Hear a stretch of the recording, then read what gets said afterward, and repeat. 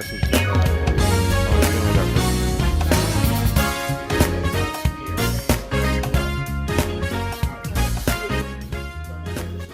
It's early Saturday morning. You got plans for today? Oh man, today is a full day. Start off with breakfast this morning. Now we're going to head to the church to make sure the pantry stuff is starting on time, and then leave from the pantry to go to a funeral that I'm officiating, and from there go back to the church, then come back home, and then go back to the church again just to do some prep for tomorrow. Okay. Speaking of funerals, what do you like better to officiate? Funerals or weddings? Oh, definitely weddings.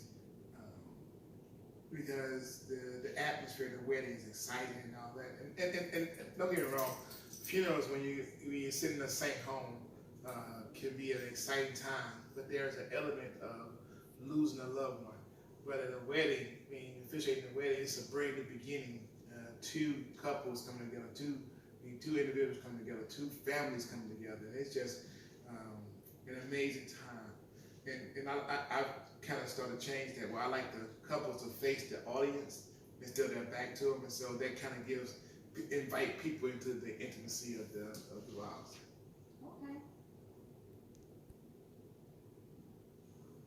What is something you've always wanted to try, but you've been too scared to do? Something I always wanted to try, but too scared to do. You mean just overall anything? Anything. I want to do zip lining, and not that I'm too afraid of it. Just haven't had time, but I really want to do zip lining. I don't want to do zip lining like in foreign. I want to go to like Jamaica and zip line across the valley. so that's what I really want to do. Okay, besides Jamaica or somewhere, what's a city you wish to visit? I want to visit New York. Never been to New York, and kind of want to visit New York and do the different boroughs there in New York.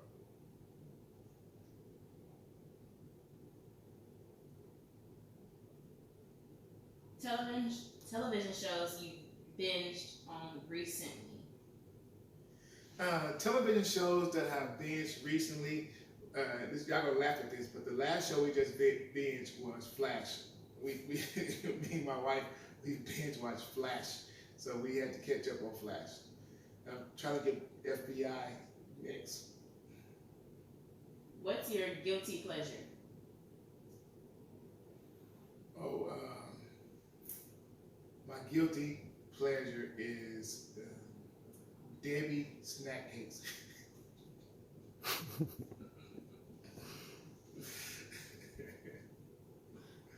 What do you do? Especially the zebra cakes, really. What do you do to relax?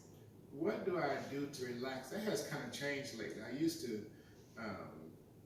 just play little mind games, free cell and all that, but now I find myself just really just getting to myself, and sometimes just being myself, just taking moments just to unwind, just to take a deep breath. But I still play some games on the phone, doing this solitary challenge thing with Microsoft, so started that lately.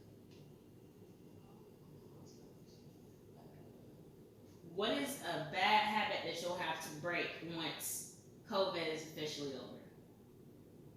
It's a bad habit that, man, the idea that I don't have to get up early in the morning, drive through traffic to get downtown, that's going to be tough, because just even now, the days that you go to work, I don't have to get up as early because there's not as much traffic. So now, getting back up at 5:45 in the morning just to drive down to South Dallas, and so, yeah, that's going to be hard to break. What's the best thing that happened to you this month?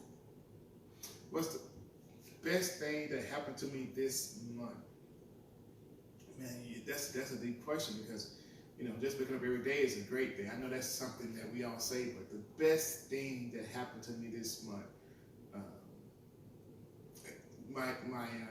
my youngest daughter came back from summer camp. She was a summer camp counselor, and so having her back here, away from all of that, she was dealing with 5 and 6 year olds, and so it was driving her crazy. But just to have her back this month was a good thing this month.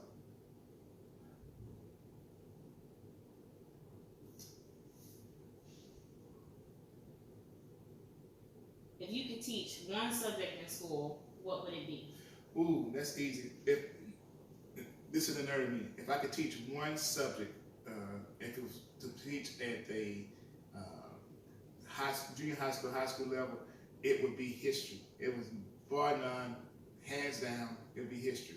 Then if I was to teach at a college level or a Bible college level, it would be something with spiritual leadership. But history for sure would be the number one thing I would do. Okay. Describe yourself in a hashtag. I'm so plain. I'm just so, my wife, my friends, I'm just consistent. I'm just, if I go to a Chinese restaurant, it's gonna be fried rice, sweet and sour chicken. If I go order something, so I'm just Alton. Hashtag just Alton. Just plain simple Alton.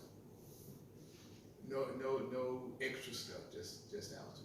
Hashtag just Alton. Or hashtag ARM.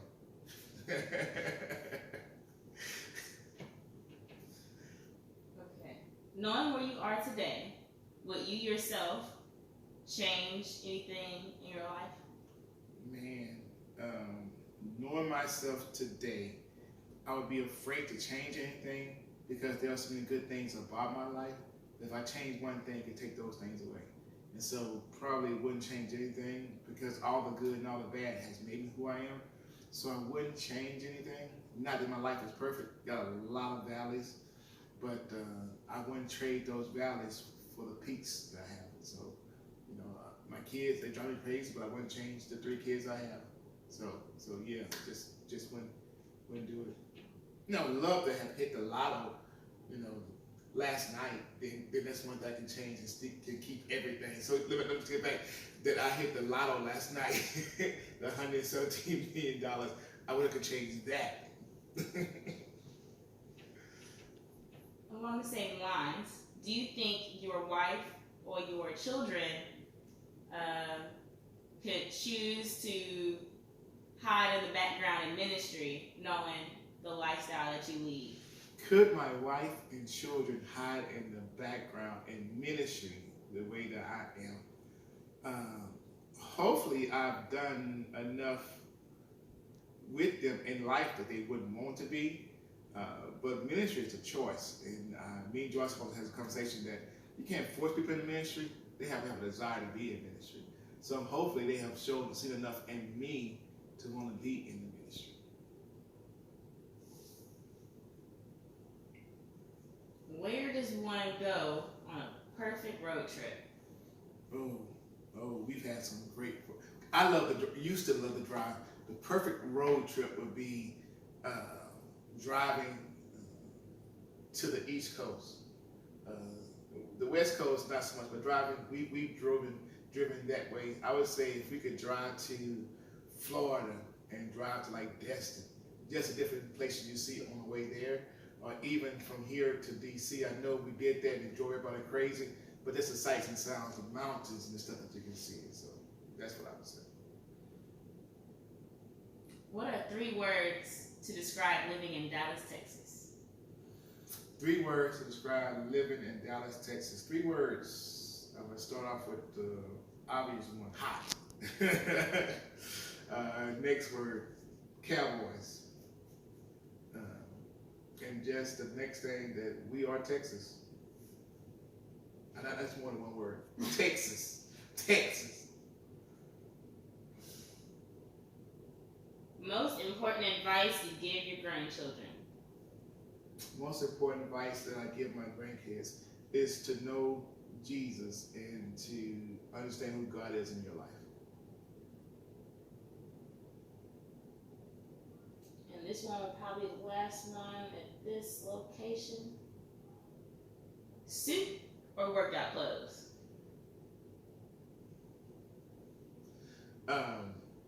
Can I modify that? Because you asked me suit or workout clothes. How about shorts and t-shirts? None of said workout clothes, but shorts, t-shirts. Casual wear. Shorts, t-shirts, shorts, t-shirt, tennis shoes. Very interesting questions this morning. I got to run to the church. Why don't y'all come join me at the church as we continue this day at the church.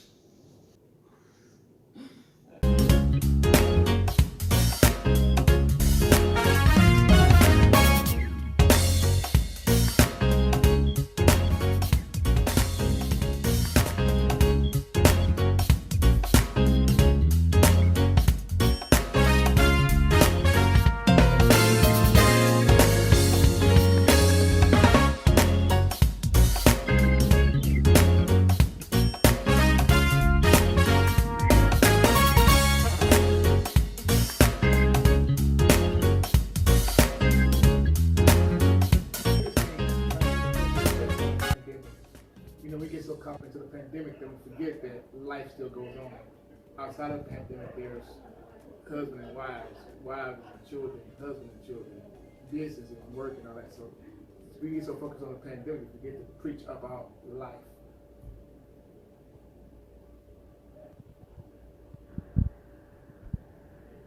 If you had to choose someone under your staff currently to pick up the leadership role of your church, who would it be?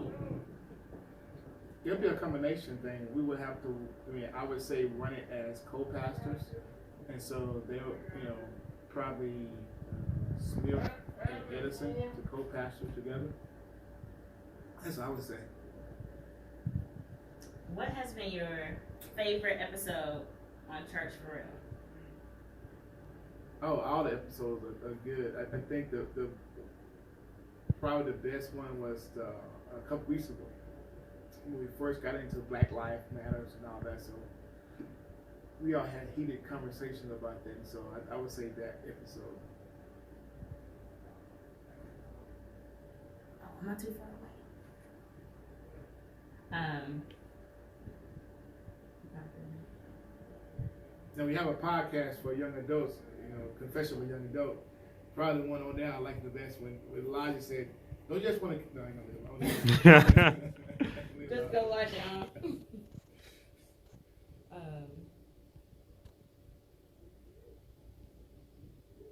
What is your biggest aspiration, both personally and spiritually? What is my biggest aspiration, both personally and spiritually? Personally, I'm looking forward to 7 years to retire from the government and seeing what that looks like after retirement.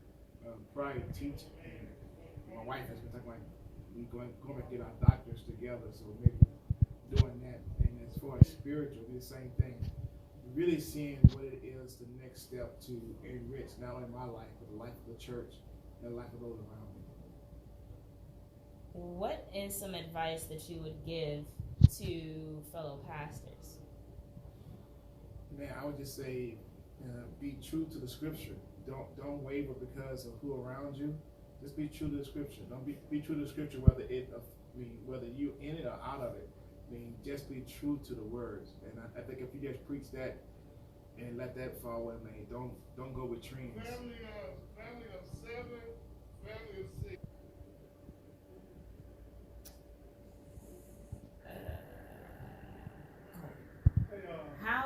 How can your church members encourage you? Man, just by what they say and how they react to stuff. And to be honest, I'm encouraged by actions. I'm encouraged when I walk up here and I see people passing out boxes for meals. I'm encouraged last night when seeing people box up meals and stuff. So I'm encouraged when I see people going out for today, helping out with funeral arrangement and stuff. I'm encouraged by them doing stuff because that means that the word is. Excuse me, I'm just getting ready to run out to the funeral now, so excuse me as I address and answer these last couple of questions before I leave out. Yes, ma'am. What is the thing that influenced you to become a pastor? To become a pastor? I don't know. It was really God, because I never thought I'd be a pastor. I was comfortable being the assistant pastor, social pastor at Mesquite Friendship, and working with my pastor, Pastor Turner, over there. And so it was just over a summer, God kept putting in my heart that you got it's more to this than just doing this. And so it was more of God just being in that second chair for almost 16 years, got comfortable in it, and the Lord was just telling me there was something more to it than just that. So it's Him. What's the biggest thing that's different about the role? That's The biggest difference between being in the second chair and being in the main chair. Second chair, you go home and leave it all up to the pastor. I used to love going, help him do it all I do, but at the end of the day, it was his decision. Now the decision is all on me. Everything, not necessarily. Everything comes to me. Everything's based upon me getting the information out as far as receiving it. So that's the biggest thing. why is reaching out so pertinent in your church mission? Because that's what our whole goal is. We're to go out there and change the world by getting people to see the light, and not necessarily us, but see Christ in us. Scripture is Psalms 34 in its entirety. I will bless the Lord at all times. His praise shall continue to be in my mouth. And my dad always says, why all the verses, why that? And I says is that when I was in the military, I wasn't going to church. And this pastor preached that sermon, Psalms 34, and it just resonated in my life. And so even though I went in church, when I got older, when I left my grandma's house, I started going to church. And that sermon, that Psalms, that sermon just stuck in my life. And that was over 30 years ago that I heard that sermon preached, and it still affect my life. And so that's always my go-to passage. You say, of all the scripture, you choose that one. I say, that's just mine. That's just what God has placed in my heart. So it's part of my ministry now too. I'm blessed a lot at all times. All right, y'all. But stick around. They are doing the pantry outside, so excuse me as I take the clothes I took off and run out the door. But the pantry is going on, and stay here and take some information. Matter of fact, come on, follow me right quick as we go out here. They're packing meat back there. Sister Smith is walking around doing some stuff there. There goes Sister April's in there getting the bread together. And you see them out here, they out here, God bless. You see them loading up the trucks and the vehicles. So nice. And all of them, so they're doing all that. So hang around with them while I run to the funeral. I'll check y'all later. Hurry up, hurry.